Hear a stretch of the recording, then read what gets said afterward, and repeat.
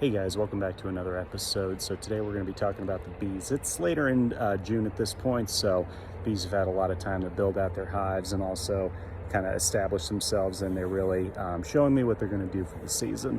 One's kind of slow, two of them are doing really great, so I'll call that a win. I'm going to show you guys how I'm going to deal with my inspection that I did yesterday. So based on the information I got there, I make decisions on what to do next. So let me get into that.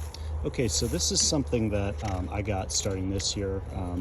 Alexis actually got this for me. So it's a hive inspection bee log, and it is basically a way for me to take a look at my hives and make some quick notes about them and tell myself exactly what I need to do. Because when you have one or two hives, that's fine, but when you get 3+, at least for me, it's very easy to get sidetracked and forget the details of what you need. So I have a couple factors that make them consistent reports. So I got the date, the time, all that stuff, but then it's really the hive ID, which is which one of the hives I'm using or working with, and then there's details about the hive. Is there a honey flow? Is there pollen in there? Did I see the queen? What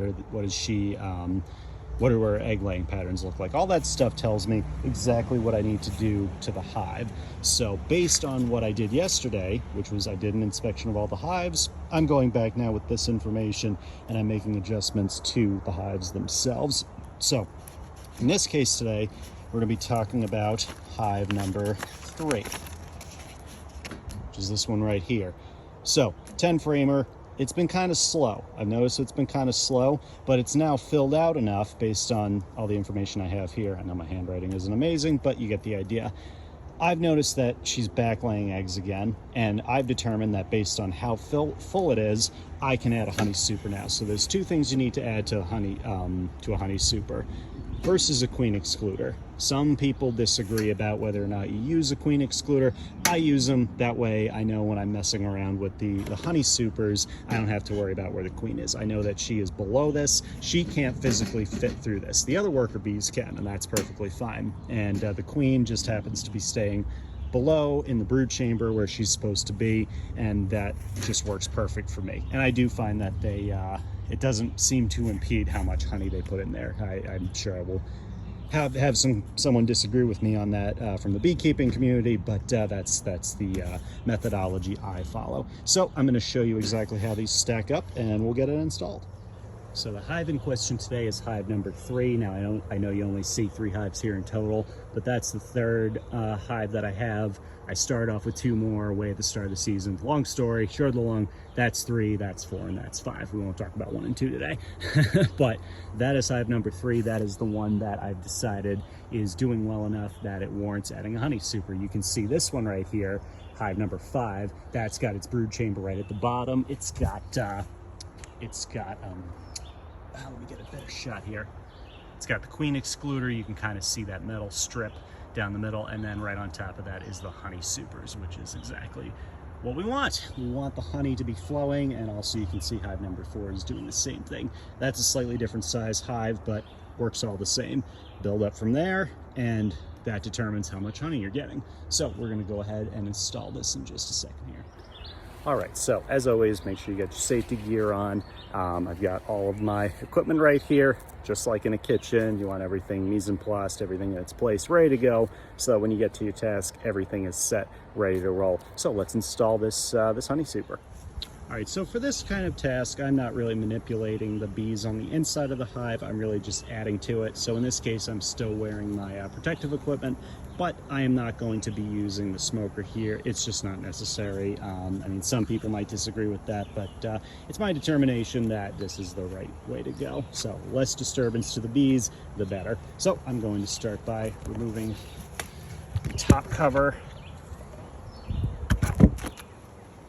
All right, so there's my top board right there. So when you're adding, you always need to lift up this top board. Remember, this, even though it has a hole in the top, acts as the bee's ceiling. That's really just for ventilation. So you want to remove the inner cover. See, it's just like that. And those girls look absolutely gorgeous. They're out, they're doing their thing. And I feel like they are finally catching up to the other hives. So I'm going to show you this in real time. I'm going to grab this. So that's your queen excluder. Like I said before, this keeps the queen where she needs to be. That way when I'm taking the honey out later, I don't have to worry about squishing her. So I set that right there.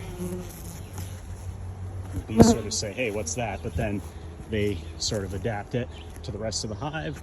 Now I can go get my honey super. So this is a 10 framer, just like the rest of the hives. All right, so I got this, headed over to the hive. Now, you can do a couple things to encourage the bees to go up into the hive. What I like to do, I like to start, if I have totally unfilled frames like this, I start by putting an old frame of honeycomb in there, so that way the bees immediately go up to it and they know, hey, there's food up here, this is a good place to store our honey. They do sort of follow that methodology.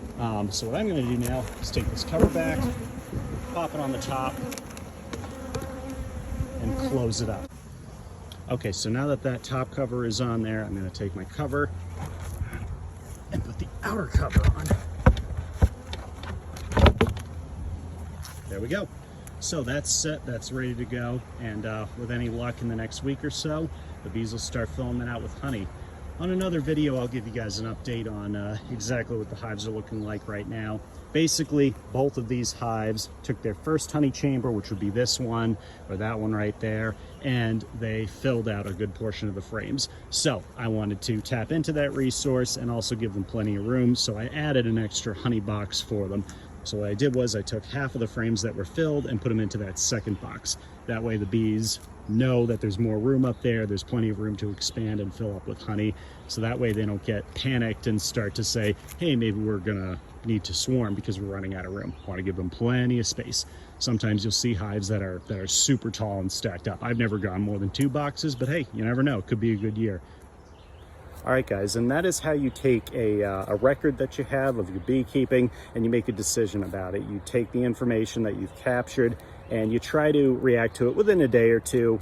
Some things you have to deal with immediately, but if it's possible, it's best to do it within a day. Otherwise, it just gets away with you until your next inspection and a week comes up and you say, whoops, guess I forgot about that. So anyway, thank you guys for watching again. Please make sure to subscribe if you found this video interesting. I'll see you in the next episode.